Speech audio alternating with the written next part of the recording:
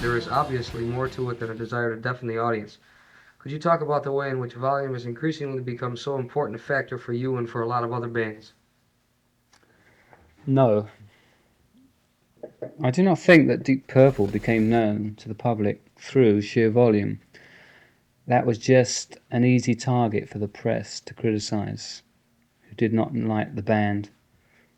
I did notice that we were considered to be the loudest band in existence, according to the Guinness Book of Records. But then again, that depends on how big the hall is where you were playing at the time. We played no louder than most of the other so-called big groups. In fact, some groups are most definitely louder than Deep Purple. It depends also on the PA and who is operating it at the time, apart from the fact I'm hard of hearing anyway.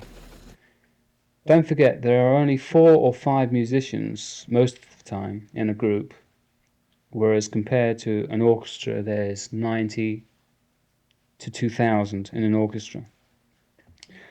Our records are no louder than any other records of that of an orchestra, for instance. Number two, would you describe your style as aggressive? And what precisely are you trying to express through your own distinctive style? Mm, I would not describe my playing as aggressive, maybe more as destructive. No, maybe dramatic is my style. I love dramatic music.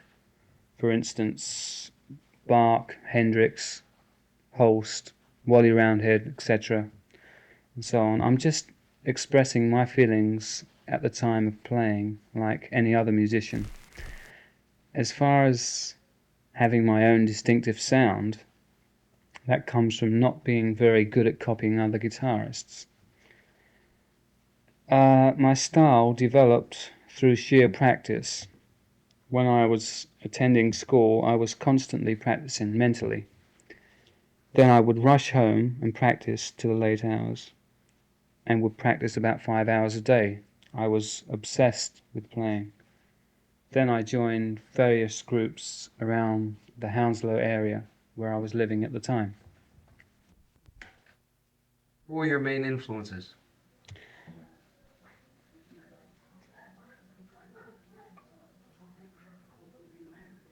My first influence, believe it or not, was Tommy Steele.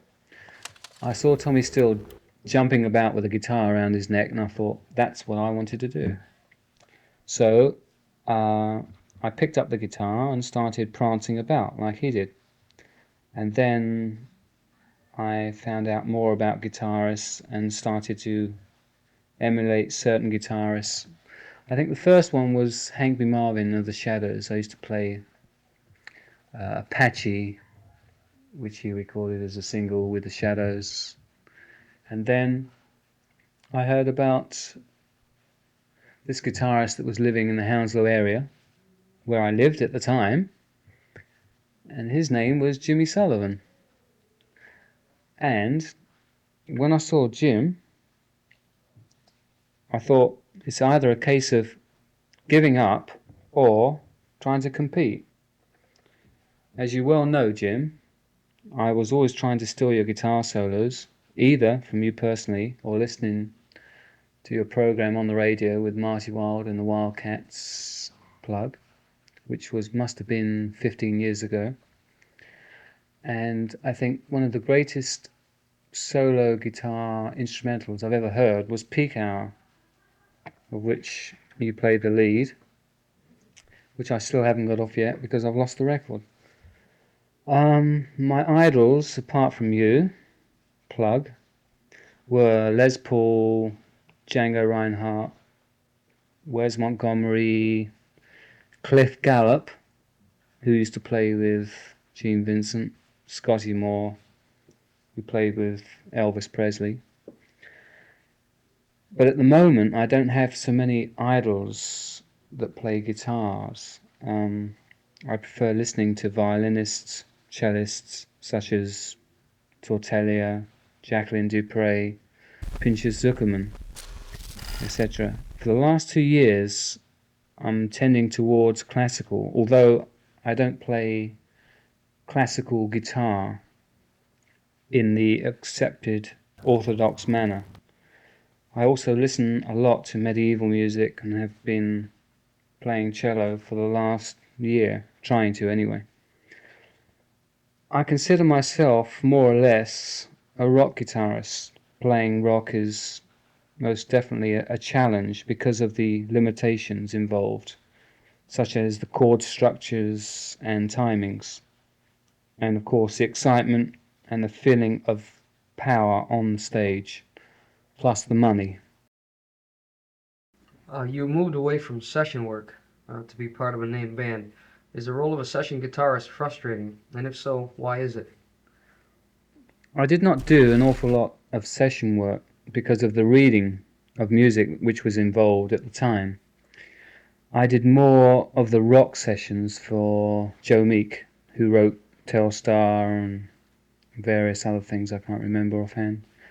It was funny sometimes to hear yourself perhaps on 8 out of 10 records being played on the radio, knowing that it was you playing the guitar. Session work was very good for cleaning up my technique and becoming familiar with studios, but it was sometimes very boring, so I left because it was beginning to cramp my style. Probably the same reason that you and Jimmy Page left.